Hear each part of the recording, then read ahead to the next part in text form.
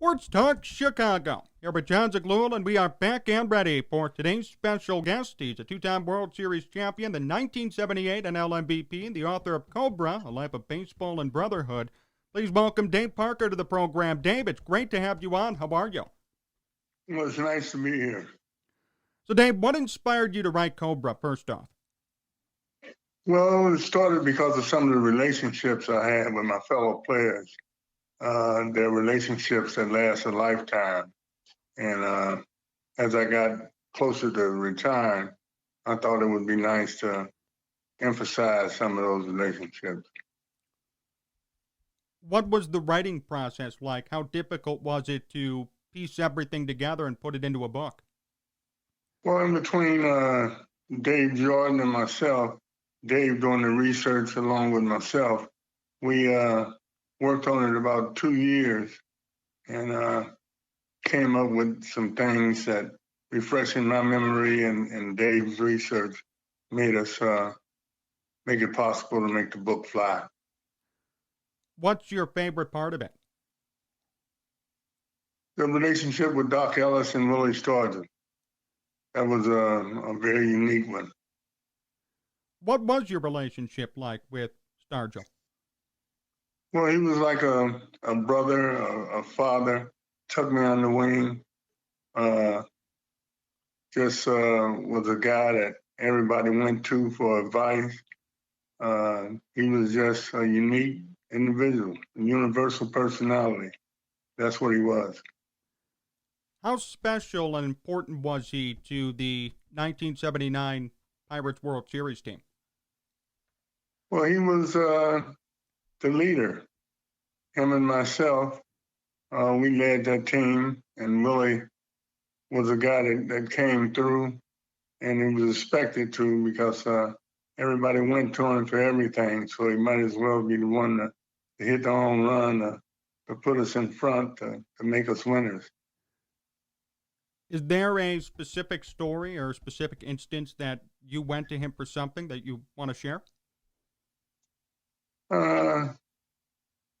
Willie was a guy that knew everything. You know, I mean, I had a hit instructor that I didn't even go to because Willie knew my swing as well as anybody. So Willie filled in like a second team. Everybody loved Willie, and Willie was a guy that rose to the occasion. Dave Parker, you're on Sports Talk Chicago. Dave, what made that Pirates World Series team overall so special?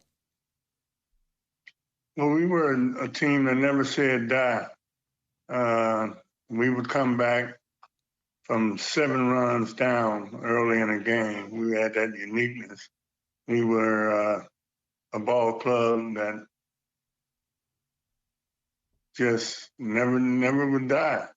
And we were a team that America's team. We were a little bit like Dallas in football. Everybody loved the Pirates.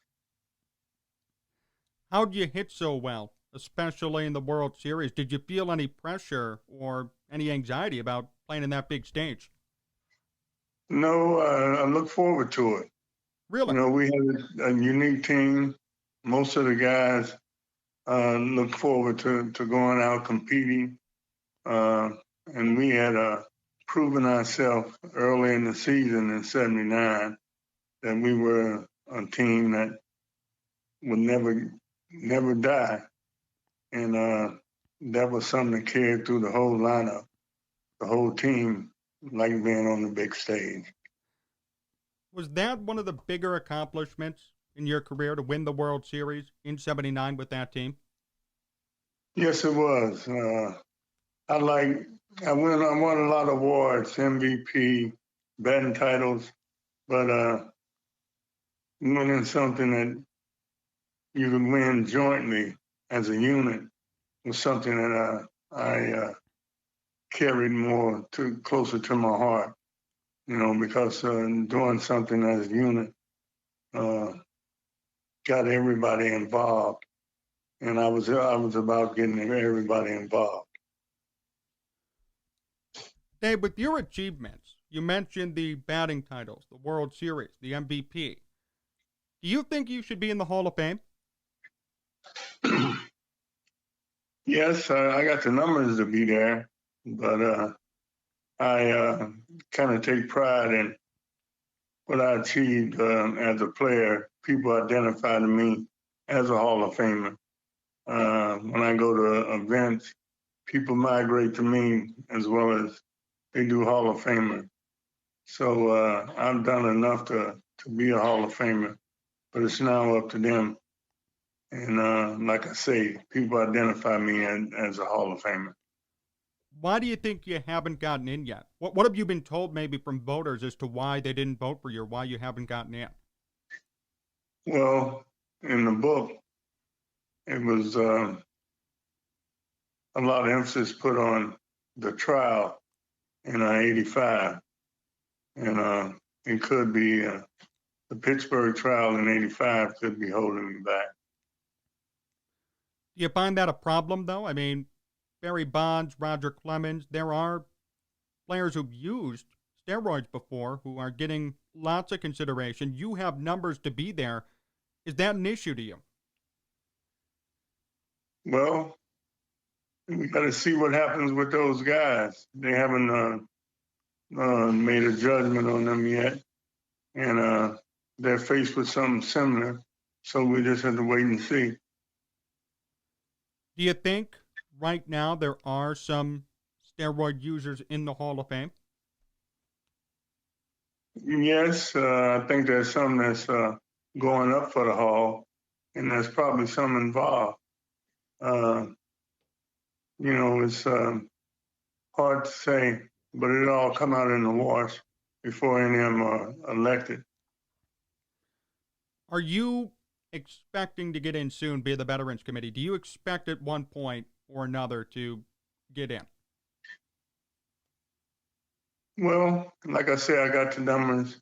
It's up to them, and I'm just gonna go on and continue my life.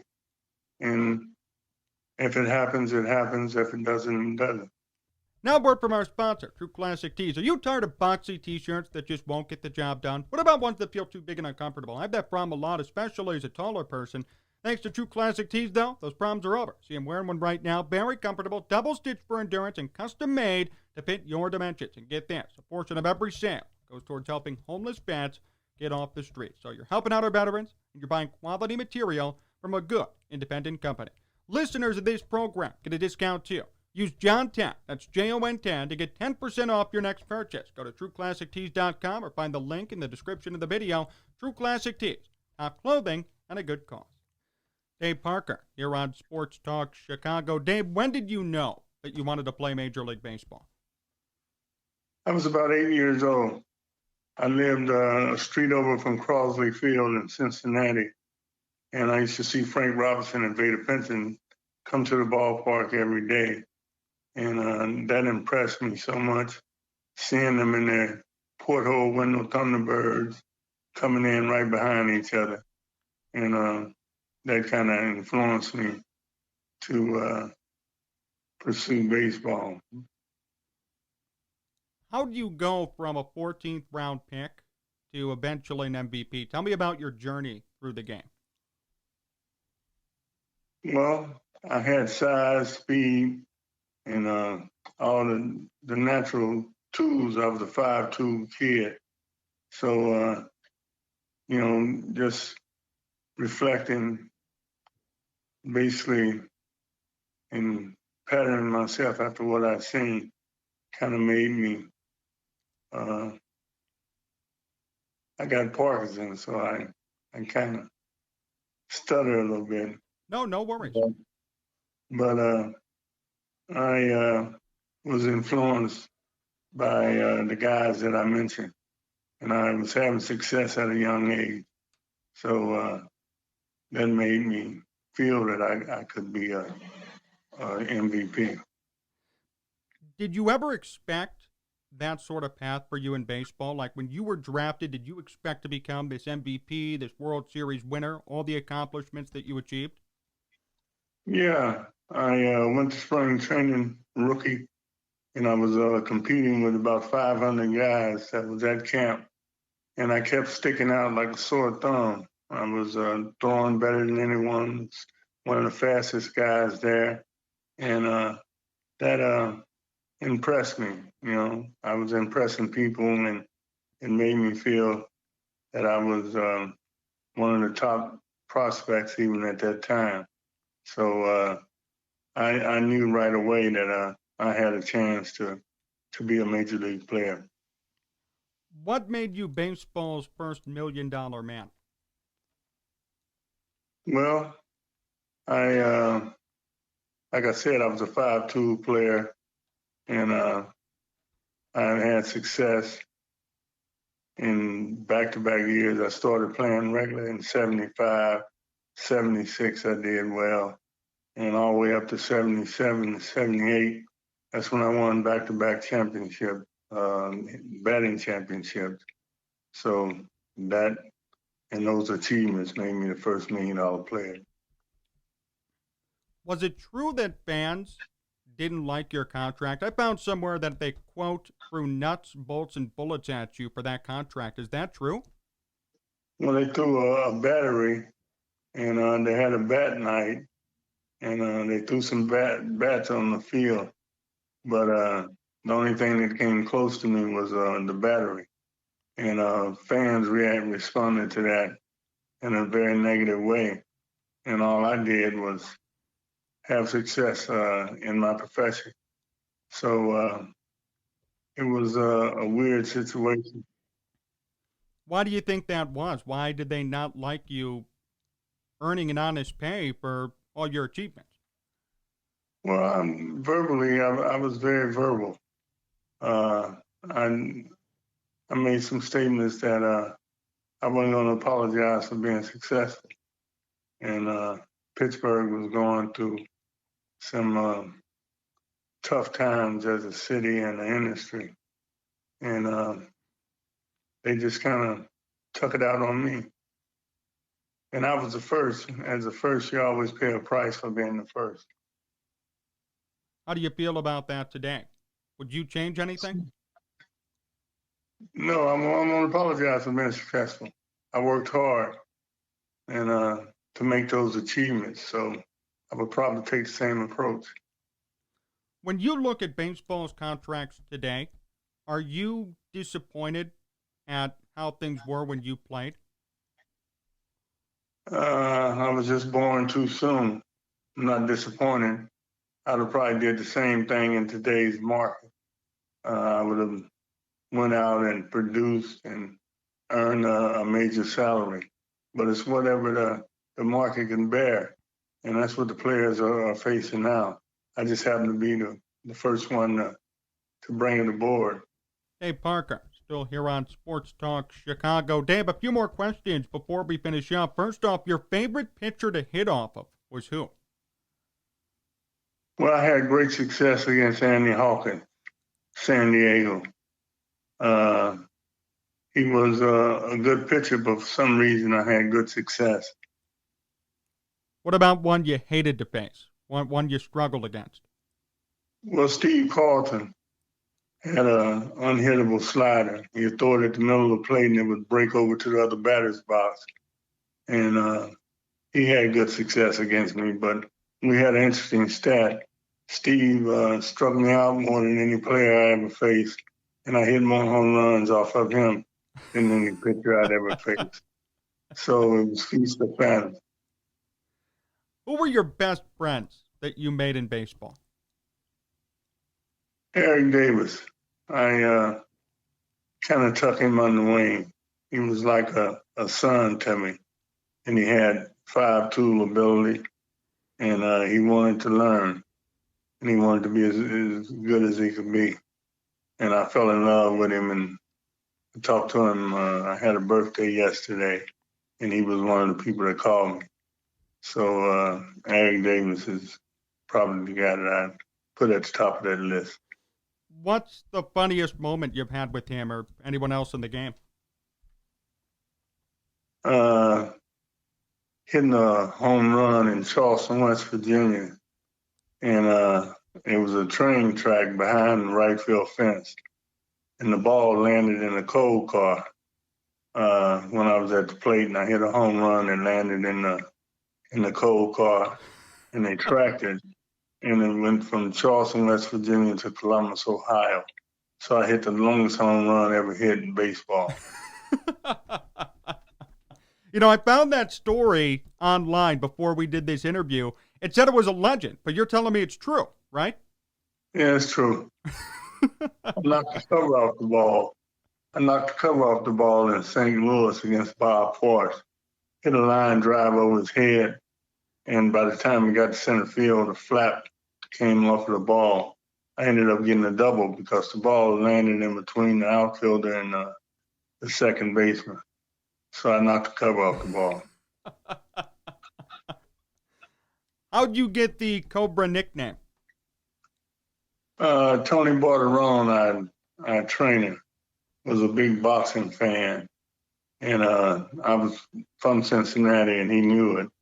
And he knew about Ezra Charles, who was a heavyweight champ. And he was, his home was Cincinnati. So he just put the two together, me being from Cincinnati and Ezra Charles coming from Cincinnati. So that's how I got the name Cobra. Bob Prince made it famous.